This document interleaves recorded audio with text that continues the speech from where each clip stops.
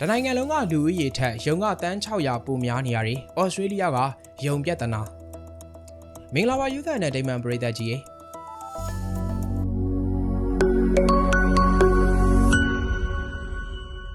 ယုံလေးတွေကိုကြည့်လိုက်ရင်ချစ်စရာကောင်းပြီးတော့အမွှေးပွားပွားလေးနဲ့ဘာအနေရမှမရှိတဲ့ကောင်းလေးလို့ထင်ကောင်းထင်ပါလိမ့်မယ်။ဒါပေမဲ့ဒီဟာကနေရာတိုင်းအတွက်တော့မှန်မနေပါဘူး။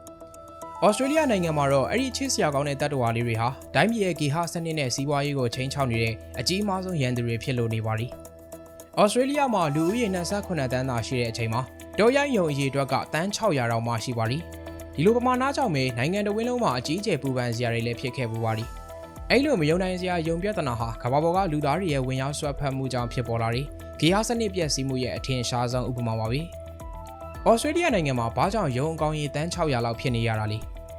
ဒီပြဿနာက18ရာစုနှောင်းပိုင်းနဲ့19ရာစုအစောပိုင်းတုန်းကဥရောပတိုက်ကနေရောက်ရှိလာတဲ့ကိုလိုနီနယ်ချဲတွေနဲ့အတူစတင်ခဲ့တာပါ။ဒါပေမဲ့ယုံအရေအတွက်အစမတန်များပြားသွားရခြင်းရဲ့အဓိကအကြောင်းရင်းကတော့ဒေါမတ်အော်စတင်ဆိုတဲ့သူက1859ခုနှစ်မှာမဲလ်ဘုန်းမြို့အနီးကသူ့ရဲ့ channel မှာအပြင်းပြေအမဲလိုက်ဖို့ဆိုပြီးတော့ဥရောပကနေပြီးတော့ဝေလာတဲ့ယုံ24ကောင်ကိုတင်သွင်းခဲ့ပါလိမ့်။အဲ့လိုတင်သွင်းလိုက်တာကဒီပြဿနာရဲ့အစပါပဲ။ဩစတြေးလျမှာယုံတွေကိုသဘာဝအတိုင်းနှိမ်နှင်းနိုင်တဲ့သားရဲတလိပ်ဆန်တွေမရှိတာရာသီဥတုနဲ့အစာရေစာပေါ်များခြင်းတို့ကြောင့်မလို့24ကောင်ယုံလေးတွေကမယုံနိုင်လောက်အောင်နှင်းမြဲနေနှုံနဲ့မျိုးပွားခဲ့ကြပါလိမ့်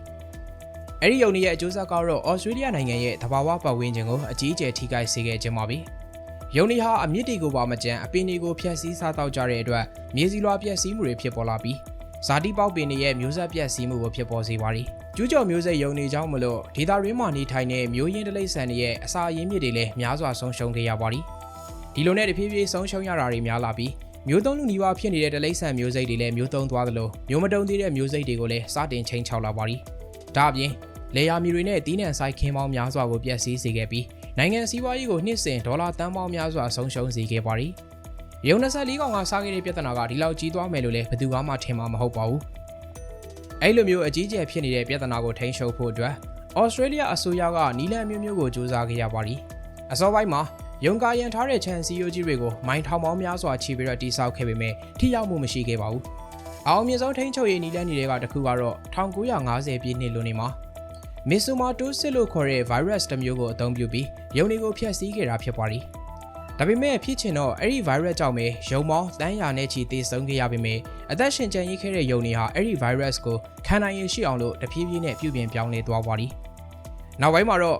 RHD လို့ခေါ်တဲ့နောက်ထပ် virus တစ်မျိုးကိုထပ်ပြီးတော့အသုံးပြုခဲ့ရပါလိမ့်။ဒီလိုမျိုးဇီဝဗေဒနည်းလမ်းနဲ့ထိန်းချုပ်မှုတွေကြောင့်မလို့ယုံကောင်ကြီးအတွက်အနည်းငယ်ရောကျသွားခဲ့ပေမဲ့ဒီပြဿနာကယနေ့ထိတိုင်ဩစတြေးလျနိုင်ငံမှာအဆုံးမရှိတဲ့စိန်ခေါ်မှုတစ်ခုအဖြစ်ဆက်လက်တည်ရှိနေတော့မှာပဲ။ဩစတြေးလျကယုံပြဿနာဟာလူသားတွေသဘာဝပတ်ဝန်းကျင်ကိုထိန်းညှိခြင်းမရှိဘဲဝင်ရောက်ဆွတ်ဖက်တဲ့အခါမှာဖြစ်ပေါ်လာနိုင်တဲ့အကြီးဆုံးကပ်ဘေးကြီးတစ်ခုကိုပြသနေတာပဲဖြစ်ပါလိမ့်